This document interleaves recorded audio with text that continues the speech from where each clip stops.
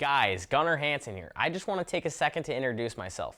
First and foremost, and just like you, I'm a whitetail hunter and a habitat manager. I've been personally managing deer herds and habitat on my home farms for the last decade. Now I know what you're probably thinking. You're not that old. No, I'm not. At the ripe age of 22, I've worked with some of the biggest names in whitetail consulting, habitat management, and deer behavior and biology. Throughout those years, I've broken down exactly what it takes to harvest mature whitetails just like this year over year, and that's what I'm going to teach you today. Now let's get to the video. All right guys, so today I got a special treat for you. It is December 2nd, and we're into the late season, right? So I want to talk about 3 things you need to do during the late season to become successful. So number 1, you need to have food. You need to have food, you have to have high quality food, and you have to have diversity. If you have food, you're going to draw a lot of deer late season. They're very hungry at this time of the year. They're trying to put on their fat reserves after the rut. They're packing the body weight back on, and they need food, and that's their priority at this time. So number 2 is you need to keep the pressure low. Now, if you can go through the season, still hunt hard, still get a good bow season in during the rut, early season, stuff like that. But if you can keep your property low pressure, where these deer feel like this is a safe haven compared to all the other properties in your neighborhood, especially after gun season, if this is a sanctuary, if these deer correlate this property with a sanctuary, you have a high chance of holding a lot of big deer, right? So now number 3 is gonna be cover. You have to have good high stem count cover, good native regen, native browse. If you have that, you're gonna hold a lot of deer as well. So I'm going to draw out this situation, the exact situation I was able to capitalize on last winter, December 12th.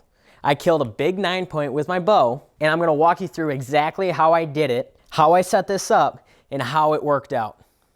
So, first and foremost, I ended up killing the deer right here. Now, that was my second shot location. But, if you've ever heard that big bucks, when injured, are going to go to the last form of safe cover they had, you're completely correct. This is exactly where he went after that first shot. Now, I'm going to walk you through how this happened. So I've got a CRP top right here, but it's not as thick as it should be or it was in the fall, because now you got to take into consideration we've got 8 to 10 inches of snow. These deer are forced out of the timber. They can no longer feed on acorns and a lot of that native browse. They can, but they're really relying on that standing grain or that easy food source that's available.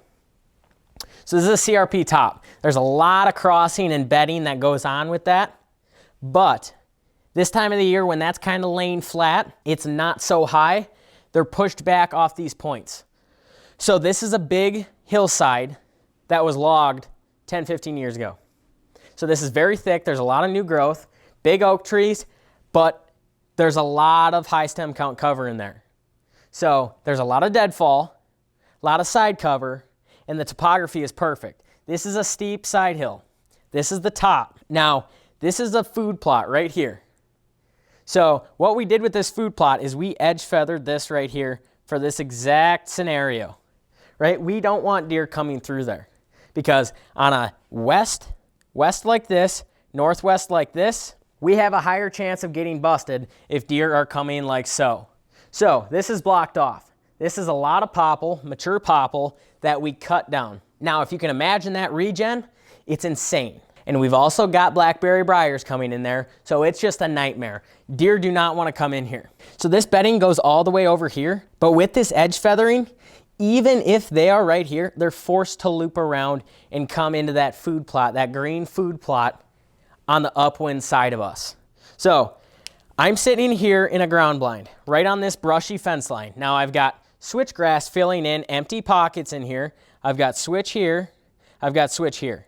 Now this is just a 3-4 foot wide patch of switch running along this fence line. So this is the exact scenario that took place. This deer gets out of his bed, comes up main trail right through here. So I'm sitting there waiting for him. I've got a good clean northwest wind blowing over this hillside. I've got the topography advantage. I'm highest on the hill here, My wind's blowing right over the top.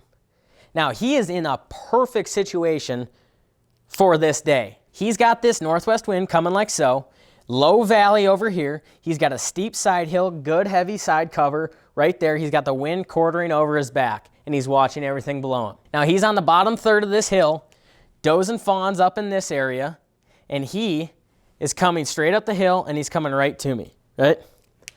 So this was an odd situation.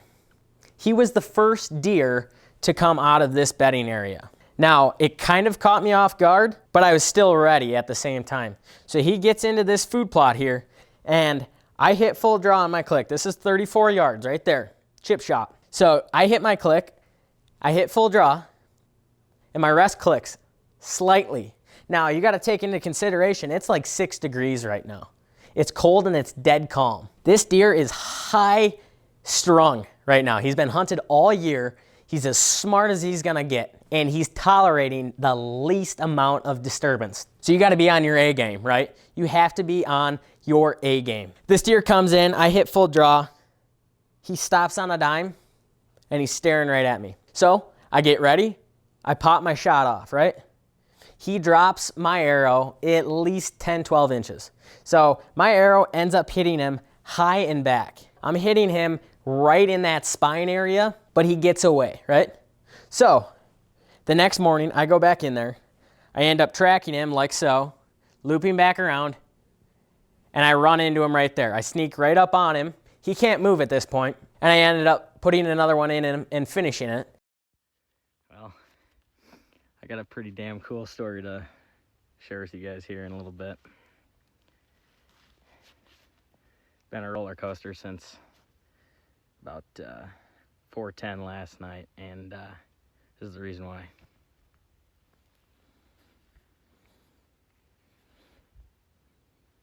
But this is how this situation played out, right? So let's look at this. This is the perfect line of movement that you're looking to take advantage of, right? You've got good bedding, you've got a temporary food source right there, supplemental, and now you've got big standing ag field. This is what we're doing. You're finding that line of movement when that deer is doing that. Now you're going back as far as you need to go to get to him in daylight. Now, say this deer is another mile over this way. By the time he gets here, he's not going to be during daylight. I'm not going to get a shot at him. So if you can picture this, you go as far back on this line of movement until you hit him at daylight, and that's how you kill a big deer late season. You push as far back as you need to for him to come by you during daylight. Now, you also have to pay attention to the wind scenario here, right? So if I went into here, my wind's gonna be right there. As soon as those thermal drop, the whole bedding area is blown out. So we gotta take that into consideration as well. But he's bedded probably 500 yards away from this food source. From what I've seen, deer will tighten up to the good quality food source as those winter months progress, because they're more and more desperate. Now, that is only the scenario when you have good quality side cover and good topography cover, and it's a low pressure property. Picture all of this, apply it to your situation here late season, and I'll guarantee you, if you can find a scenario like this, and you can get on that line of movement that that deer is taking, you'll be successful hunting late season.